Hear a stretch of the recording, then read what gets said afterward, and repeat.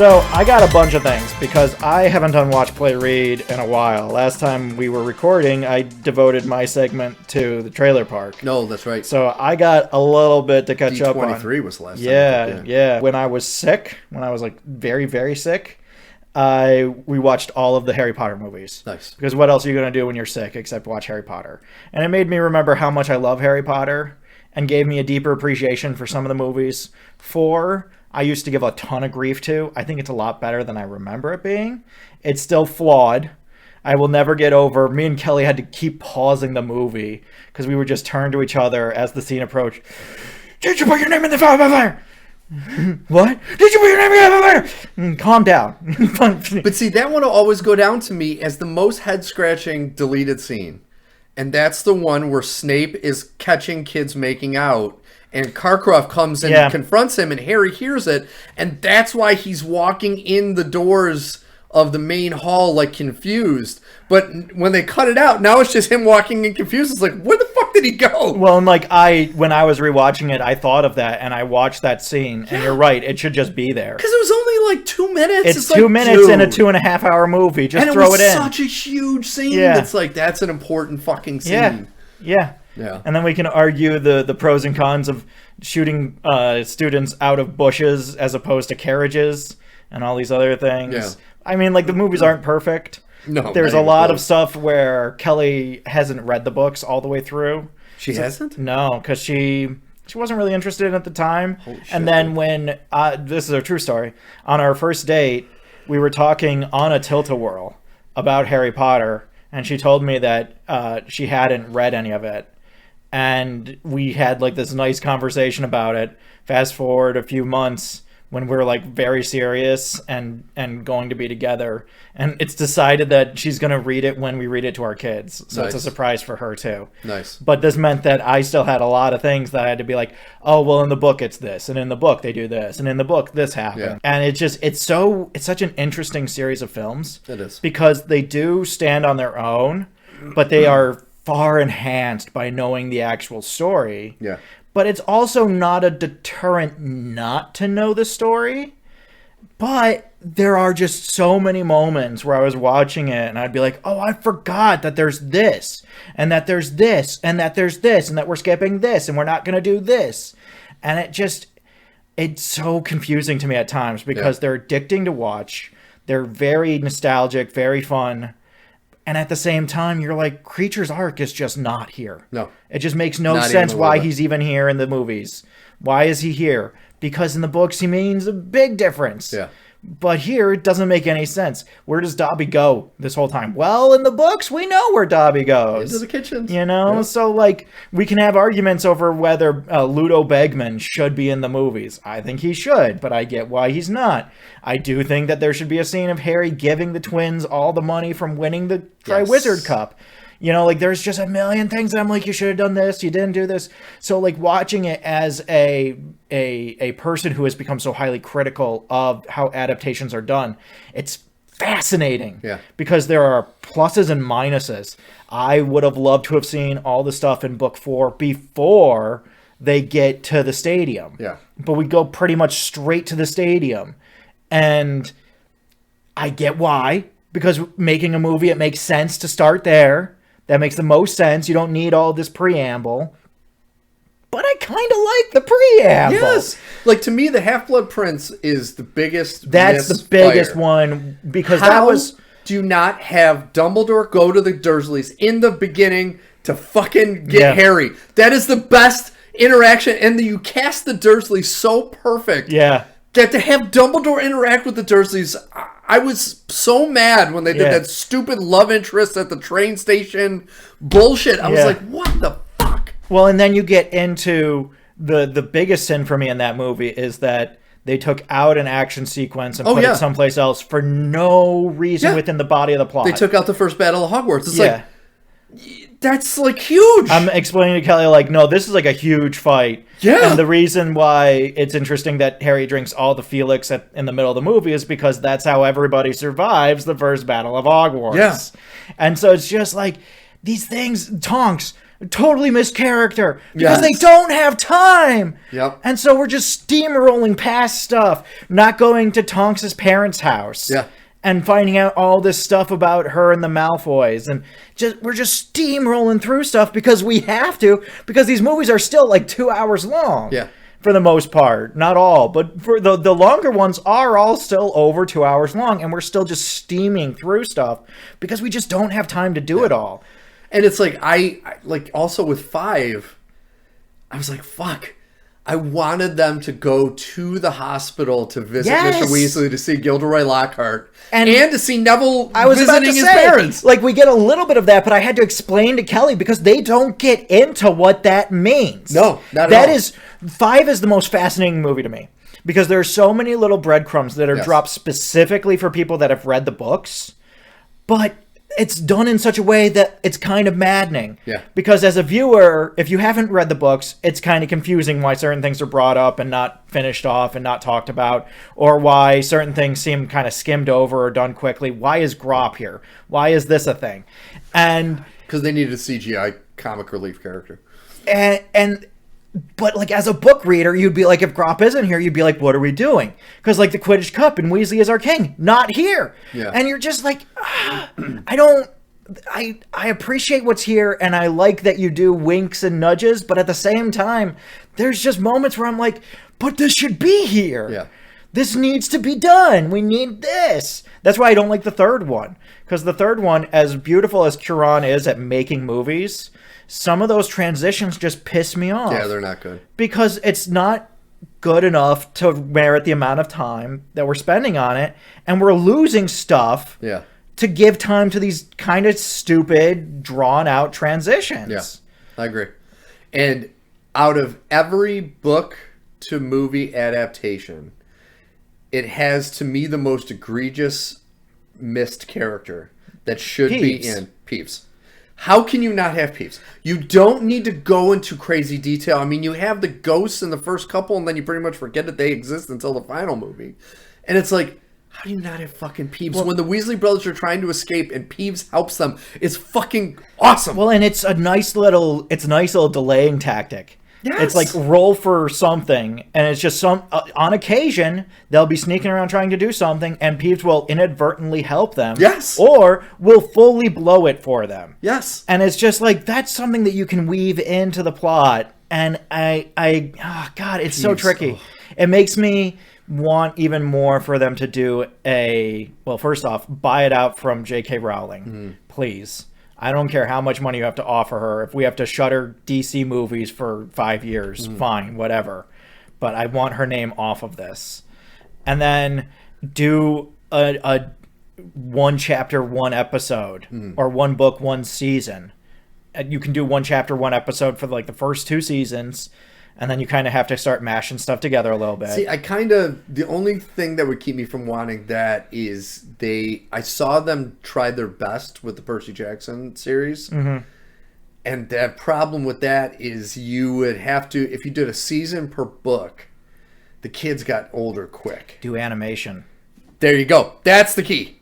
And do animation, and it solves all your problems, and everybody will fucking love it. Yes, because of course they will. You just solved everything by saying animation. We're gonna talk about this in just a second because I got more, but we got other stuff to talk about. I do have to give a positive shout out. Still to this day, one of the greatest CGI things I've ever seen in my life is Dobby in the Deathly Hallows. Yeah. Especially when he's dying. When he's dying on the beach. Holy shit. I still, when I watch it, I'm in disbelief that that's the digital animated character. Yeah.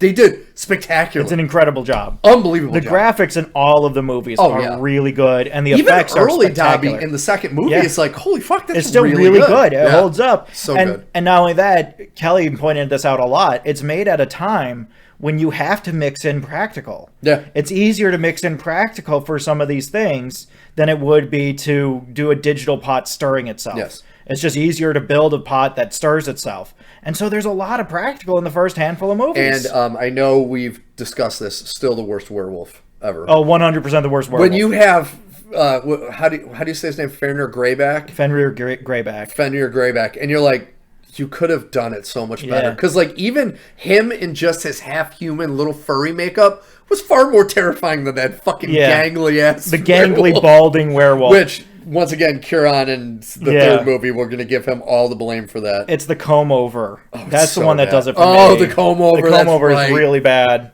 I don't get that one. And it's just a terrible werewolf. It doesn't look good. Terrible. It doesn't look good. No. When that happens in the book, it's terrifying. There are some of the moments in my childhood that I was truly scared by. A lot of them came from book 3. Yeah. Because it's stuff like people breaking into your house. Yeah. And that kind of shit. And it's just like, oh, you don't know your house as well as you think you do. You thought you were safe, but anything can happen at any time. Yep. And even these people that purport to have control over the entire situation are like, dude, this is not good. Yeah. It's bad. So I give you that. I do love Harry Potter. Buy it out from under J.K. Rowling. I beg. I watched the Wolverine director's cut, which was really fun to watch after watching Deadpool and Wolverine. It's still a good movie. It was a lot better than I remember it being. I think of the Origins movies, Logan and the Wolverine moved so far away from X-Men Origins Wolverine that it almost feels bad to mix them together. Because it's not fair to Logan and the Wolverine to be like, oh, and these came from X-Men Origins Wolverine. It's like, yes, but also... But I do like how they pay homage to Last Stand and they try and actually tell a story in that world. I was like, I like this. I can deeply appreciate this, especially with how a lot of the other X-Men movies went. So that was cool. I do love the intro where he's the homeless guy and he has to hunt down the bear hunter. Yeah. It's like, that was really cool. And you have that great cold open where he's in Nagasaki in a prisoner camp. There's a lot of really good stuff. Really good shit. I wish the ending was a little stronger. The Silver Samurai stuff just didn't really work. But, you know, it's okay. I'll give it to you. And that's the worst is because it's a movie that really didn't have an overwhelming amount of CGI, and you're going to end it with this big CGI character. And it's like... Yeah. With the head coming out, the human head, and it's like, that's so fucking bad. And then he de-ages, and then he re-ages. It's definitely the weakest part of that movie. I think also Lady Viper is just a missed opportunity. Oh, yeah. They use her for some stuff, but you don't get a sense of anything about her. And so she's just kind of this anonymous evil, and you're just like, what am I supposed to do with this? It's like, let's get a very hot blonde, make her this villain, and just have her be hot. Yeah. And that's pretty much what they did. She's hot and evil. Yeah. And that's it. That's her entire character. That's it. I was like, okay, this kind of sucks.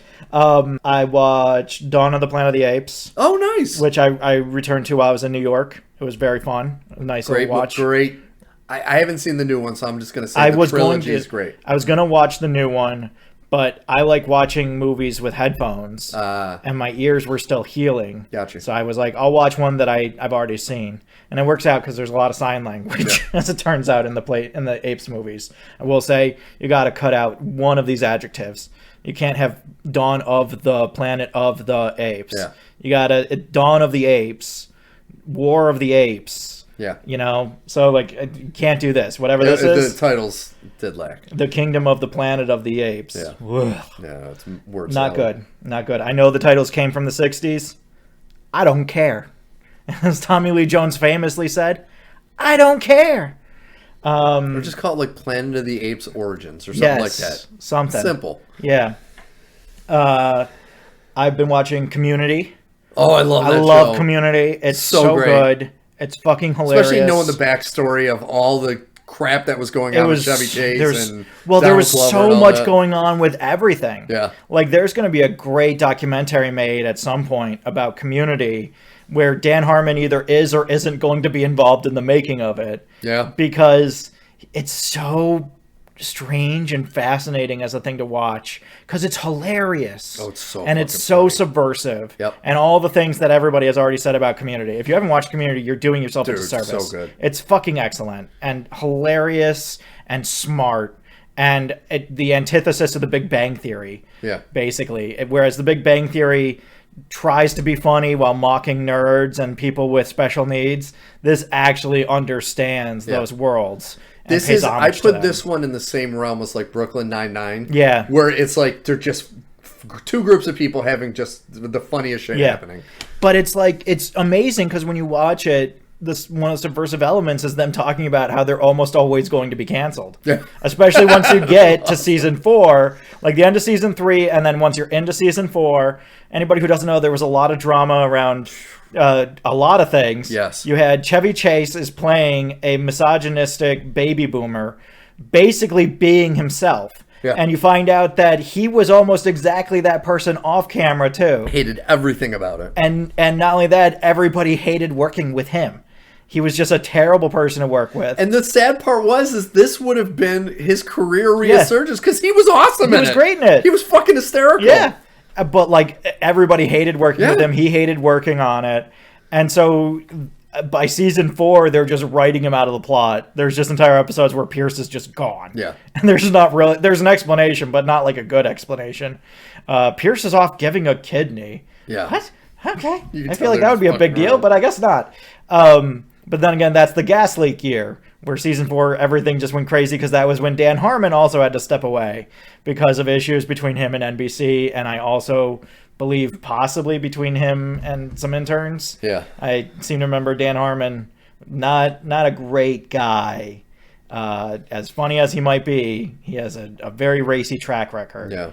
But that's why you hang your hat on the fact that the Russo brothers are co-producers and they made the show what it is. Yeah. Because Dan Harmon doesn't know how to actually tell a story. And so the Russos come in and give it structure and style and understanding and panache and auteurism.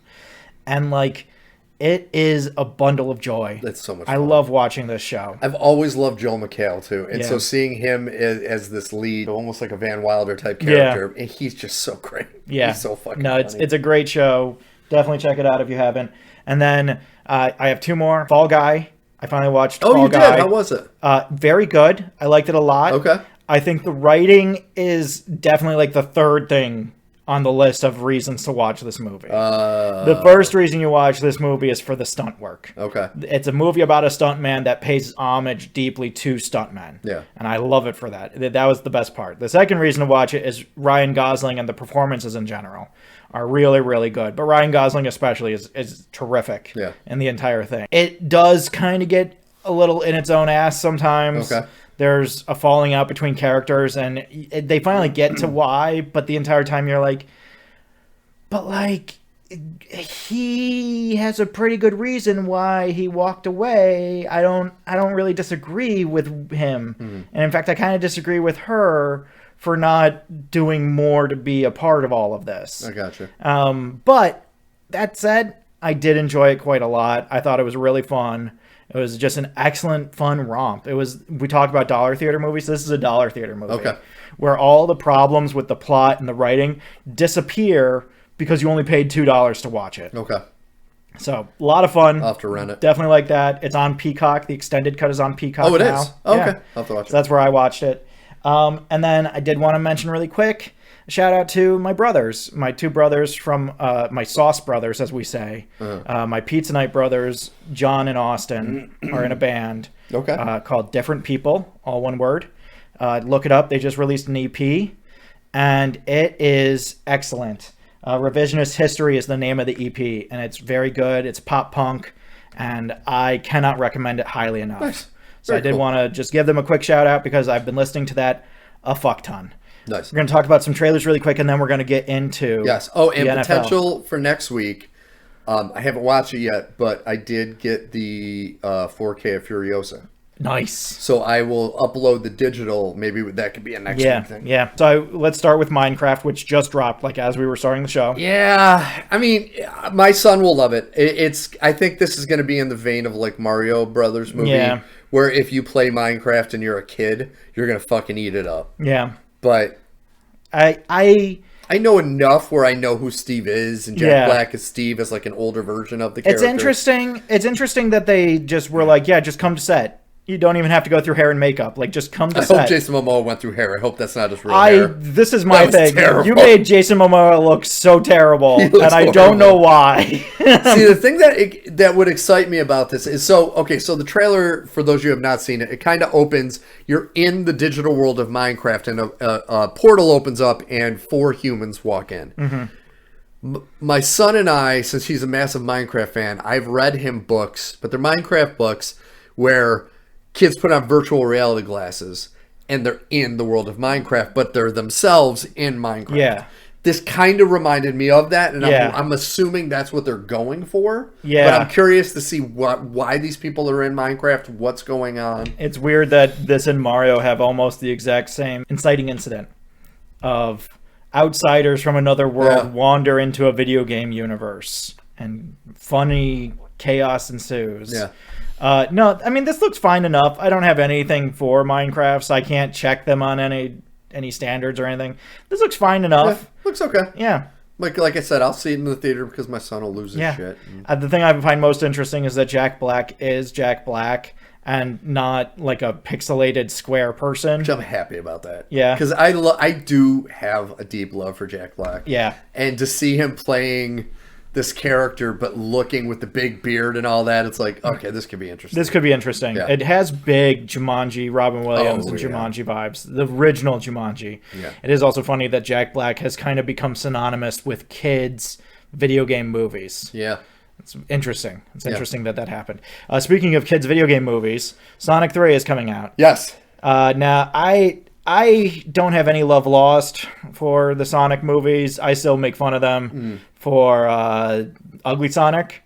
I mean, how could I not? And I'm still grateful, and no one talks about it anymore, the Chip and Dale movie that has the Ugly Sonic in it. It's like, that's so great. So, but I have to commend them.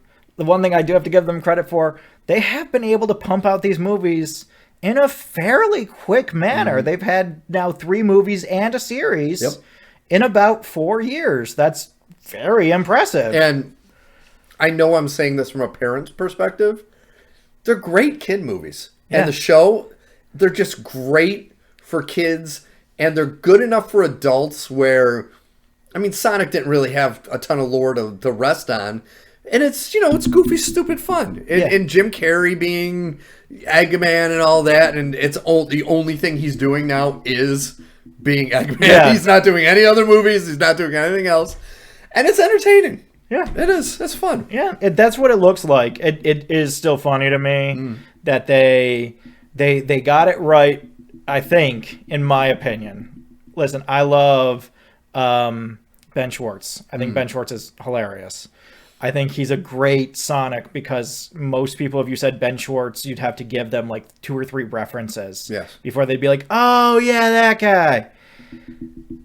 I can't get over Idris Elba and Keanu Reeves. I can't do it. It's when Knuckles turns to Sonic and says, actually, I want to fight, I was like, I can't laugh. I need to hold face, but holy shit. Well, that's the thing is I think, like, I didn't know what to think of him after Sonic 2, but then after watching the Knuckles series, I got not only used to Idris Elba as that character, I started to love him as that character. Yeah. So seeing this now, I have that different perspective where I watched that series, and you're like, oh, okay, it's fucking Idris Elba. And I fucking love Idris Elba. No, exactly. He can read the dictionary, and I'd fucking watch it. It's just so funny to me because Sonic is synonymous to me with just stuff not working. Yeah. Like just games that don't work and weird fetishist porn. Oh my god. Like just that's what Sonic is to me. So the idea of this movie now being led by Idris Elba and Keanu Reeves, who I would watch in any movie. Yeah. I would watch them fight. I would watch them do Shakespeare. I would watch them in any movie together. So it's just the funniest thing to me. But like I said, the thing I have the most admiration for, they can pump these things out, and they don't seem to be losing quality. No? Which is the most surprising. And it's amazing no one talks about it when you still hear people saying they haven't made successful or good video game adaptations. Yeah. It's like, Sonic kind of is. I mean, you have this character, and they're good movies. Like they get a lot right in the movies for putting Sonic on Earth. It's like they were able to figure it out to make it where it's like, okay, the character models now look great. Tails looks great. Knuckles, like, they did a great job with the character models. Like, I want to see someone come out with ugly versions of all the characters, how they would have looked if they kept to the original design style. But see, you watch this now, and it's hard to believe that ever existed. I know! It really is. But we were watching it, and there's this line in the trailer where James Marsden is giving Sonic a pep talk, and he's like, it's about who you are in here. And I'm like, as opposed to out here. Where everything has changed. Oh, my God. So that's happening. Now the big one. The big one. The one that I am more excited for than I think any trailer we've talked about maybe ever on this show. Yes.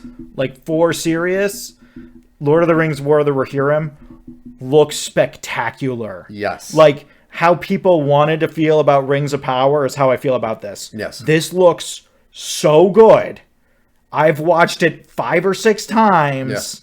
In English and in Japanese trailers. It looks spectacular. This is going to be that type of movie that when we see it, everything that came out this year before it is going to not matter. I don't know how this isn't going to be my favorite movie of the year. I haven't had good. I haven't had a movie that slapped my pants off. I guess Deadpool and Wolverine is as close to that as possible, but I still have so much tied up in that. That's kind of like last year when I said my favorite movie was Across the Spider-Verse. I was like, yeah, and I have reasons and rationale, but also at the same time, it seems kind of silly to say that. This looks amazing. This is art. And it's fantastic that they're going animated. Yeah. I wish they would do that, especially now that Ian McKellen potentially is coming back as Gandalf in The Hunt for Gollum. It's like, do fucking animated. Yeah. Like, I hope this is successful because this is what, and I mentioned this before, you and I have been talking about with the DC animated movies, putting them in theaters. Yeah. If this is successful, it's like, there you go. Yeah. An adult-driven animated movie is a success. Fucking put out more shit. Do it. Do more of it. Please. Do all of it. Please. Like, this is what we were talking about or hinting at with Harry Potter, is that if Harry Potter was done like this, like Castlevania, where it's like 12 episodes to tell the whole story, you could get it done. Yeah, and you don't have to worry about the kids aging up because it's fucking animated. Because it's fucking animated. Yeah. So you just hire adult voice actors. Like, I look at this, the scenes with the animals and monsters especially, just put me on my ass. Like, I can't get over that shot of her with the eagle takes my breath away every time I see it. And for those of you who have not seen this, but you have seen the Castlevania Netflix series, the animation is spot on exactly. It's very similar. Very similar. Very similar. And so that's even more exciting. Yeah, no, I'm so excited. Yeah. And not only that, they recreated the world of the Jackson movies in a more effective way than anything Rings of Power has done. Oh, by fucking... We're not even going to talk about that fucking trailer. Oh, man. And the reviews that have been coming out on that already. We're going to cover it. We're just not covering it yet. But no, I look at this, and it is just one of the most incredible things I've ever seen. I'm so excited. I can't fucking wait. so excited. I saw this great, not synopsis, nutshell, whatever you want to call it, of why Rings of Power feels different than Lord of the Rings. And it was, someone said, Rings of Power is entertainment. Lord of the Rings is art. Mm-hmm. This is art. This doesn't look like it's just for entertainment, just for money, just for the sake of doing it. This looks like fucking art. And I am so pumped. The only negative. Okay. So in November is Wicked. Yeah. In December we have Nosferatu. Mm-hmm. This. I have to take my son to see Sonic 3. It's like, I'm going to be broke. They're doing the re-release of Shaun of the Dead. Yeah. I believe in December, which I want to fucking go see in the theater. It's like... I know. They're going to get us. They're going to get us at the end of the year. We're going to have to do a watch and review each week. It's going to be, we're going to fuck off Christmas. We're just going to do watch and reviews all December long. We have to do this in the theater. Oh, 100%. And we have to do Nosferatu. So those two, to me, for the remainder of this year, are the two that has to happen. I know we're going to at least do those two. Has to. I'm sure if I had a list in front of me, I could find 2 or 3 more. Well, I once again, and they put out a new music video for the Devara Part 1. Mm-hmm. Still no idea when it's going to come out in America. Yeah. But like this new fucking music video they put out with Beam doing a dance song and dance looks fucking awesome. And I'm like, God damn it, I want to see a fucking movie. Yeah, I know. And then I know. Bullshit. Okay. I know. All right, whatever. It's good.